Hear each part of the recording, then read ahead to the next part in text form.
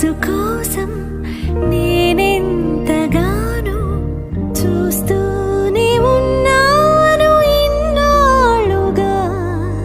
మౌనాలు అన్నీ మాట్లాడుతుంటే కనువిందుగా ఉంది తొలిసారిగా.